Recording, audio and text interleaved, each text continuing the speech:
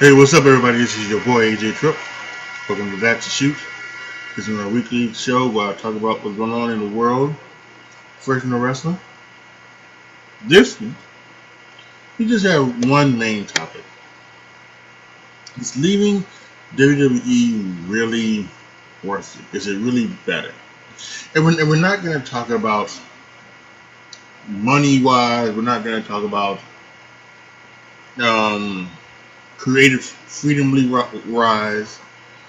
We're going to talk about just where you were at, in WWE, and then where you are at now, and wherever you're at, wherever you are in another organization, or even maybe even if you're not working, right?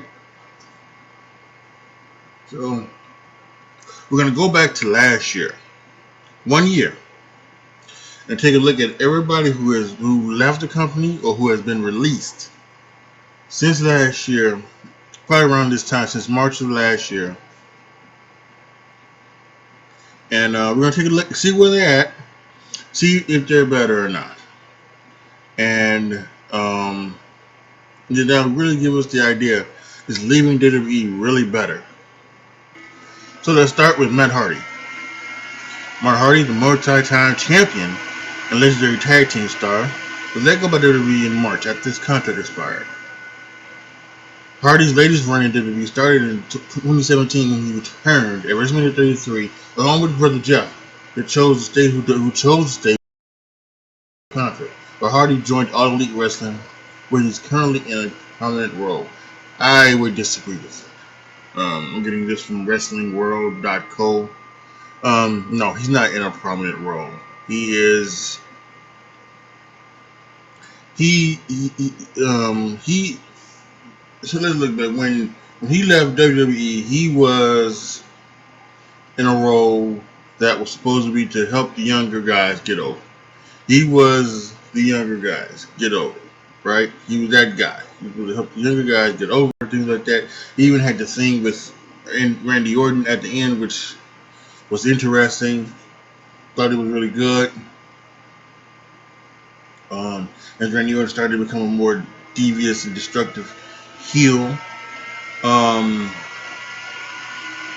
now when you look at him, he came in and he wanted to do his broken gimmick, which didn't work, and then when that didn't work, he wanted to, he went down and wanted to try to be himself, and apparently being himself didn't work. So now he's this Money Mac character, and that's really not working.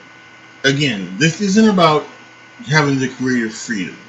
You know what I'm talking about here. Yes, I think sometimes having creative freedom is good. I also think sometimes having creative freedom is bad because it's kind of interesting. Like having Roman and Paul Heyman and Jay Uso having the creative freedom to do what they're doing. Is good. Daniel Bryan is good because they're staying. It's in their lanes. They're picking the lane they're going for. What's happening over in All Elite Wrestling is not. That's not. Yeah, you shouldn't want that creative freedom. Yeah, and the owners shouldn't want to give you that creative freedom. So to me, Matt Hardy, from where he was at in WWE to where he is at now in AEW, it is a total no go. He was better off in WWE. Curtis Axel, the late son of Mr. Perfect, he started out in NXT a decade ago and showed signs to be a solid upper card player, quite like his father. However, Axel could never reach his full potential in the company and ended up being saddled with jumping gimmicks for the majority of his career. I have not seen Curtis Axel anywhere where he's been anything like that. So this one's a pretty easy one. Curtis Axel was better off in WWE. Cain Velasquez. Velasquez's debut during the premiere episode of SmackDown on Fox sent shockwaves in the wrestling industry. What followed was a lackluster matchup with Brock Lesnar. Lesnar took down Velasquez in quick fashion at Crown Jewel in 2019. It proved to be the last appearance for the former UFC champion in WWE. Yeah, I don't get this. When they used him that one time, then he had to have surgery, which was fine. He had to have surgery. That is okay, but I don't know, man. That's just interesting. I'm not sure. I'm kind of thinking that maybe he's just kind of buying out his time, and he'll probably be back in the WWE. But yeah, obviously, these ones are going to be easy when they're not in another organization or they're not doing anything outside of anything else. So, right now, Cain Velasquez, it's a no. Better off in WWE. Cassius Ono, one of the biggest names from the independent scene, Cassius Ono rejoined WWE a few years ago, but was relegated to the role of putting over younger talents in NXT and NXT UK. Ono is set to return as Chris Hero on the independent scene pretty soon. Again, he's an older guy who was putting over younger folks in NXT and NXT UK. Was probably never going to make it to the main roster, but being a part of NXT and NXT UK is much better than being on the independent scene.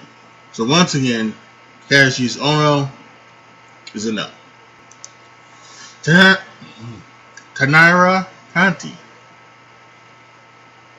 the first brilliant Brazilian star in WWE, Conti had a lot of promise and seemed excited.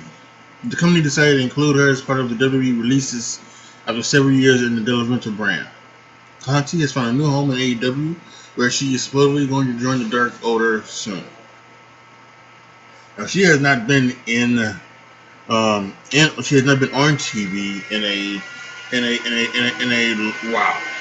However, I definitely think she was in a better spot in AEW than she was in WWE because she wasn't getting TV time, she wasn't getting ring time, she wasn't you know making parts of what she is. And then there was even some stuff where she had at one point walked home and something like that, and asked for a release or something like that. So all of that stuff happened.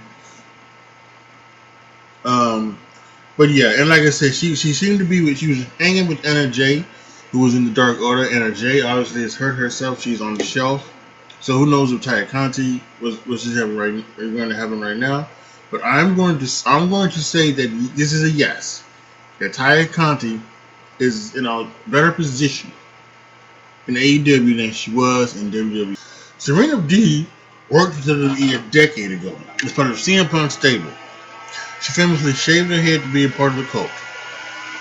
Deeb returned to WWE in the Mae Young Classic of 2017 before joining the Performance Center as a coach. After her release in April, she joined AEW and then recently won the NWA Women's Championship.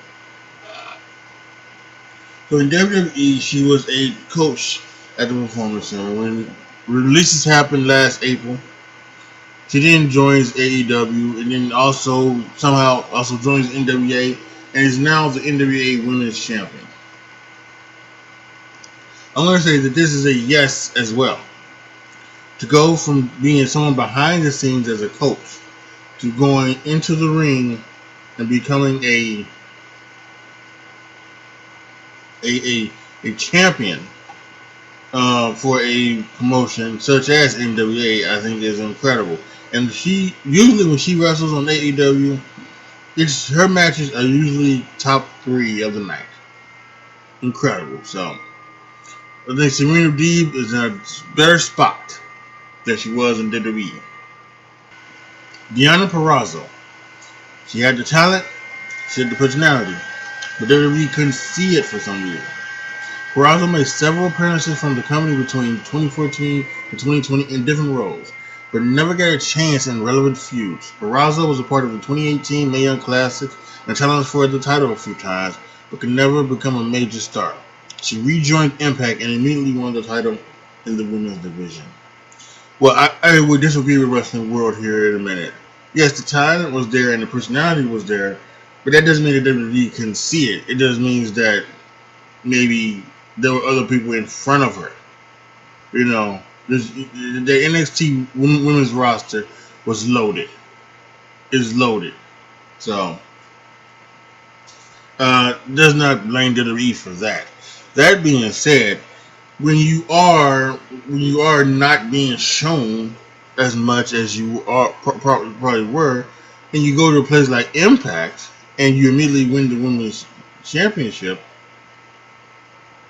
it could be what it is, So um, I think by a very very slight edge, uh, Deanna Purrazzo is in a better spot now than she was when she was in WWE, but it's not by much only because she went there and she became the champion. You joined Impact Wrestling. I mean, come on. I know people are saying, hey, it's sketching up. They're doing good things and everything like that, and they're doing this, but they're doing shit like having people being shot, and they're doing matches where the wrestlers are wrestling themselves.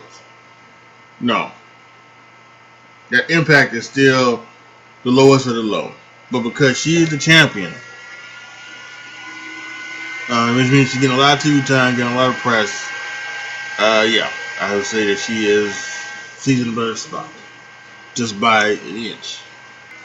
Oh, Rusev, here we go. Rusev, now Mito in AEW. The biggest single star in all of WWE releases, Russo at one point was the most dominant star in the company. He went over a year undefeated, received a special tank entrance at WrestleMania, and is regarded as one of the finest U.S. champions in recent time. His Rusev Day gimmick is the most successful babyface gimmick in recent WrestleMania, but it's a shame that WWE couldn't capitalize on it. He is working currently with AEW as Miro. But see, here is this thing with Miro.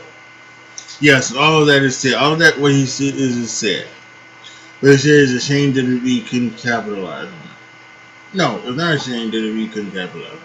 So we have to stop doing it, everybody. Stop blaming WWE because most of the time it's not their fault.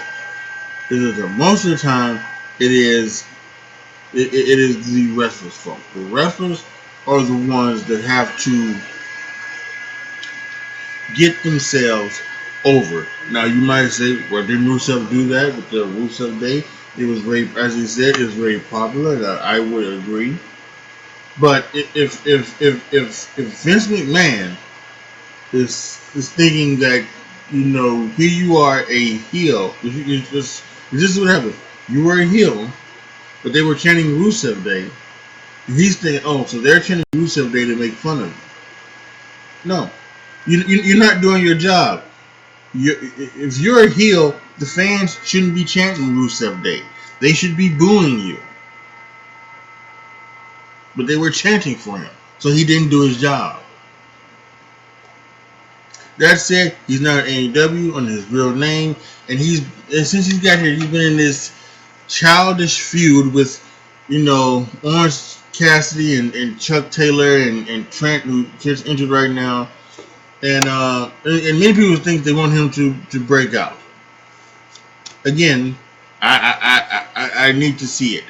I need to see it. But right now, is Rusev Miro in a better spot in AEW than he was in WWE?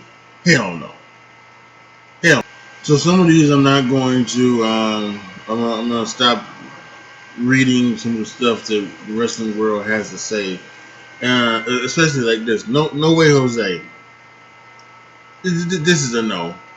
He's not been anywhere since he's been released. There was a rumor that WWE might bring him back. It hasn't happened, so I kind of think that really No Way Jose. Although I think you should probably bring back No Way Jose because it was, he's a good he's a good jobber to the stars. He would be a good jobber. I think that's what probably need more of was the guys that can, the guys like No Way Jose who can be beaten by AJ Styles pretty quick. That's So, but No Way Jose, no. Zack Ryder, this is a no as well. He was getting part of all of those cuts last April. He went to AEW because Cody was his friend. Had a couple appearances. They did nothing with him, and then he went to Impact. So another guy in Impact. AEW, your best friend Cody wouldn't use you, couldn't use you. You know, come on. You're better off being in WWE. Mike and Maria Kanellis. This one is a tough one because at the time of their release, they were going through a storyline. Maria was obviously pregnant, and they were going through a storyline where basically Mike was he was he was yeah, it basically was a cuck storyline, and so it's do you really want to be a part of that? But they I think they recently have appeared in Impact, either Impact or Ring of Honor. You know, so this one is a tough. I think this one's a tough one. I'm going to say yes, just because you know you don't want to be in part of a cuck storyline. Yep. So, um, so yeah. Um, I think Mike and Maria Kanellis are in a better spot now than they were in WWE. Sarah Logan.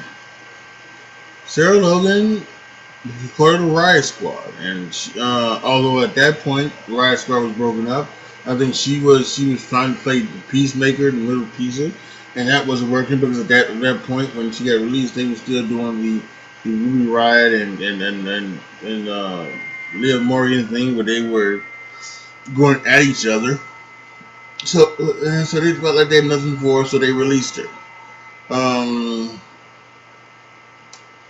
but she after she released, she found out that she was pregnant, and her husband is Eric of the Viking Raiders, and then she has subsequently had that child, so she is now a mother.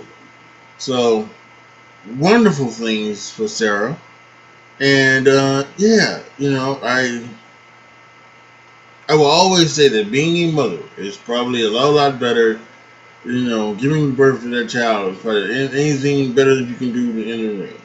So that's why I really wonder about Becky Lynch and if she is going to come back or not, or if she comes back, when she comes back.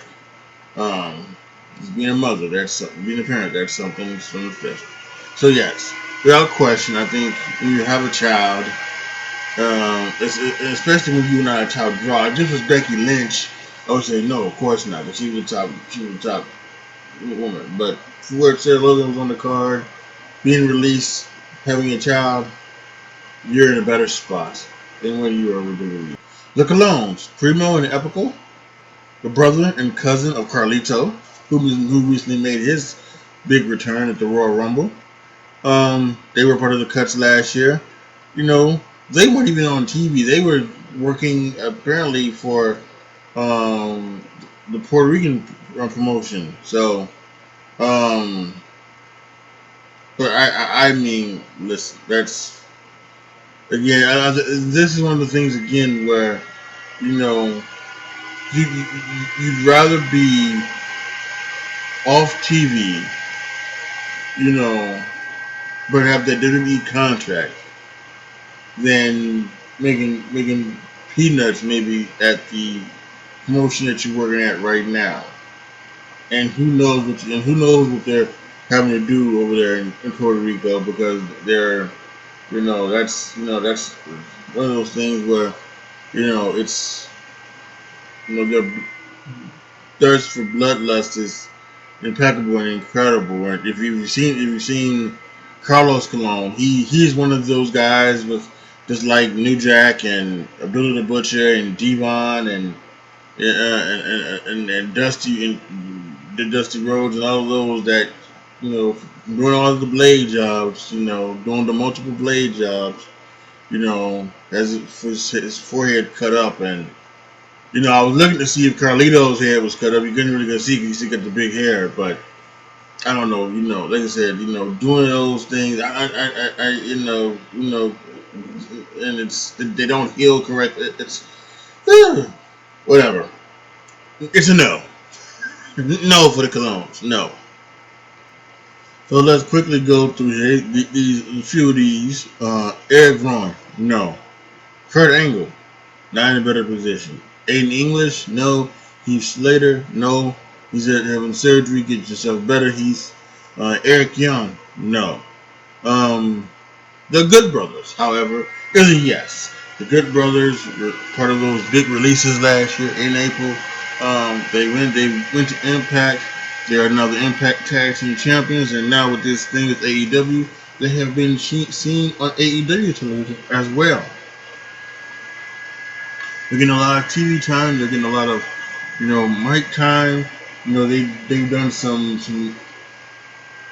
stuff too. The Top and Shocker Mania stuff. That's the worst pay per view in history and those things. So um, he has, you know, uh, they have stepped up.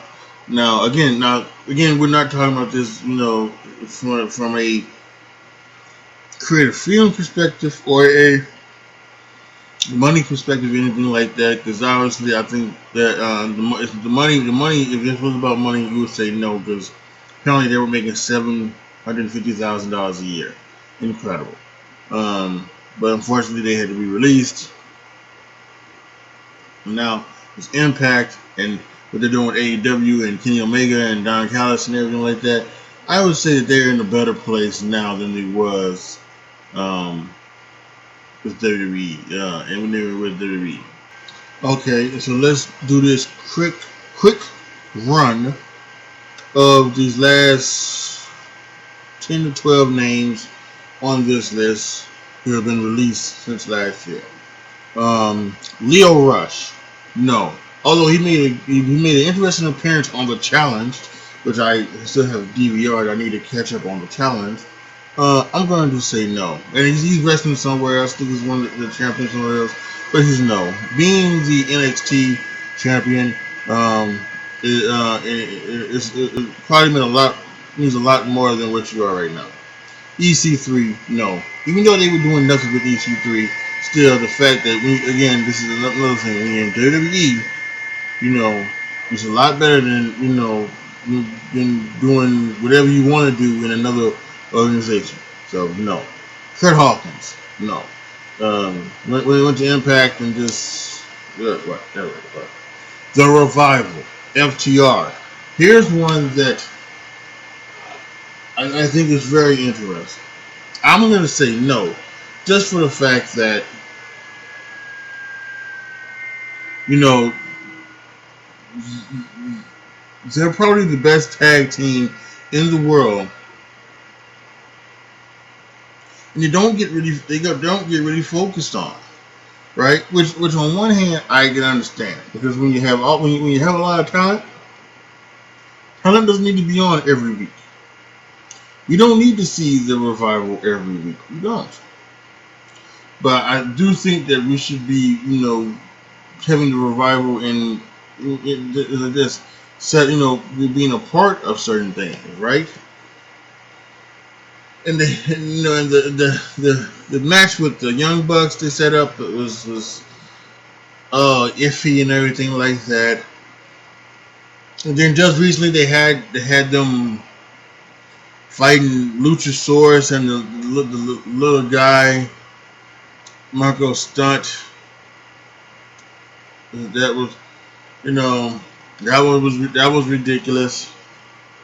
Now, this past Wednesday, they're seem to have joined forces with MGF, and they're being a part of this new stable with MJF. So, this no can quickly turn into a yes for me, within a span of a month or so.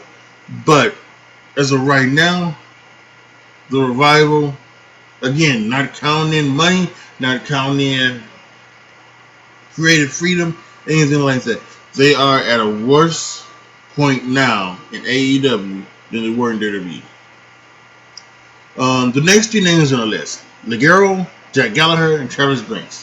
They was released because of their speaking out. There was some allegations against them. Um, I think a couple of them. I think the girl and Travis Banks, and even Jake Gallagher. I think they all said that what they said was at the very least it was true, but maybe it wasn't, whatever. But you know, they copped to whatever was alleged with them, and WWE released them. So obviously, I've not heard of anything from them. Um, I don't know if they'll get back into wrestling. So obviously, it is a no. Kyrie Sane is a yes.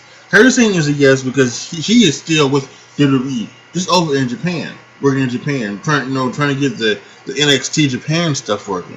So she's still working with WWE. Just because she's not wrestling or anything like that doesn't mean that she hasn't that she's still not with WWE. So she gets a yes. Renee Young, however, gets a no. Renee Young, she has a podcast, she has a cookbook, cooking show, she is pregnant, and her mother, something like that. And so somebody said, well, then you give Sarah Logan a yes because she's a mother, she had a baby. The reason why I'm giving Renee Young a no is because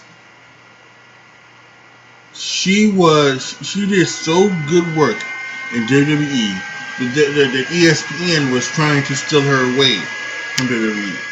Now she is signed with Fox and she did the backstage thing for the Royal Rumble. I'm going to assume she's going to do a backstage program for WrestleMania coming up. If she hasn't had her baby by then, um, but listen, seeing her every week on WWE television, you know, and then being on television every week, and then not being on WWE television every week, not being on any television at all. Created a podcast, but that's yeah.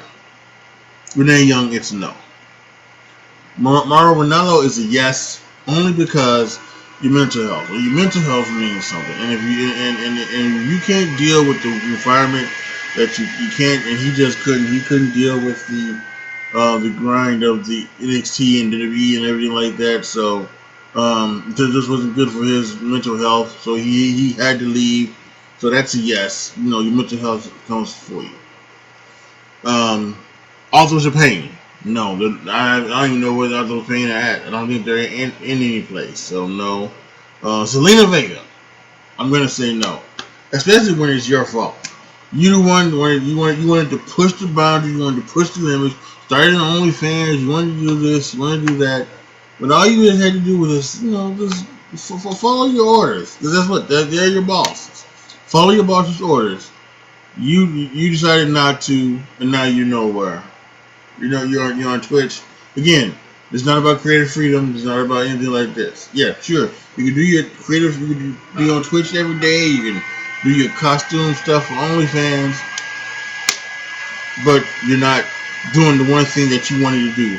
You was be a WWE superstar. You're not being there. So guess what? It's a no. Lars Sullivan is a no, and Steve Cutler, big time no. So there you have it. Let's go through this again. We got 1, 2, 3, 4, 5, 6, 7, 8, 9, 10, 11, 12, 13, 14, 15, 16, 17, 18, 19, 20, 21, 22, 23, 24, 25, 26, 29, 30, 31, 32, 33, 34. So we have 34, maybe 35. Um,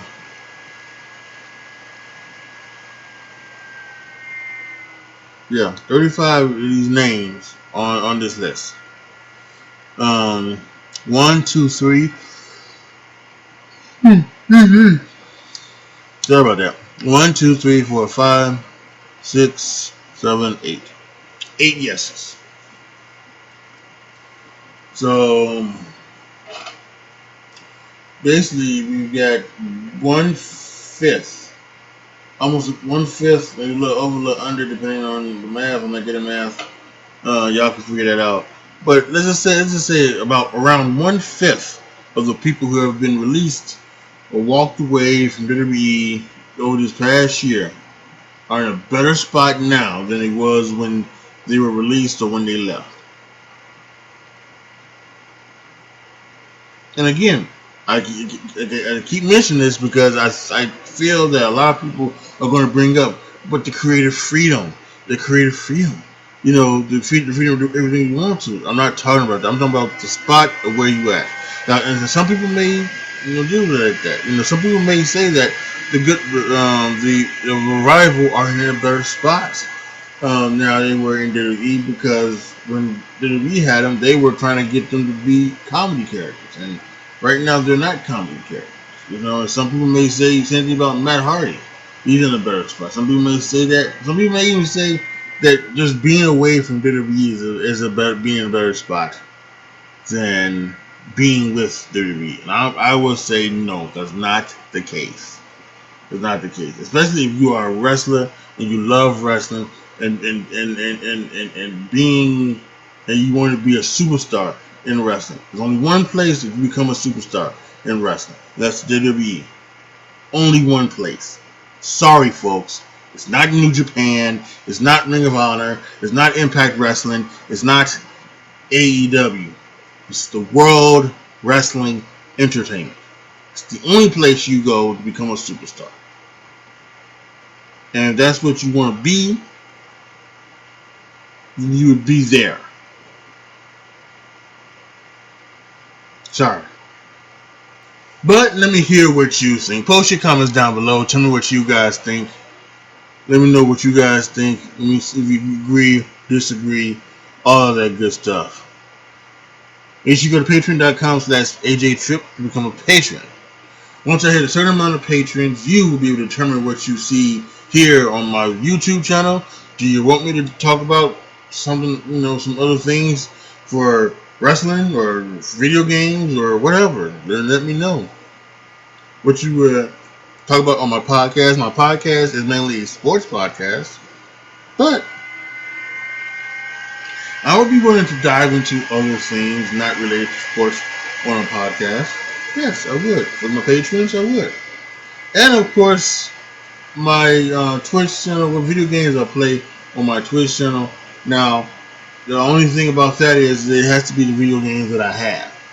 It can't just be like, well, go ahead and play Assassin's Creed. I don't have Assassin's Creed. I'm not gonna buy Assassin's Creed just so I can pay it. I'm sorry. I don't have that type of money to do so. Maybe some point down the line, if I have that income to do so, I may do that. But right now, as I can't. I'm sorry. But yeah. So make sure you go to patreon.com/AJTrip and sign up. Thank you guys so much for watching. Make sure you like the video, share the video, and subscribe to the channel. Click that notification bell. As always, be good to each other, y'all. Be careful out there. And I am out.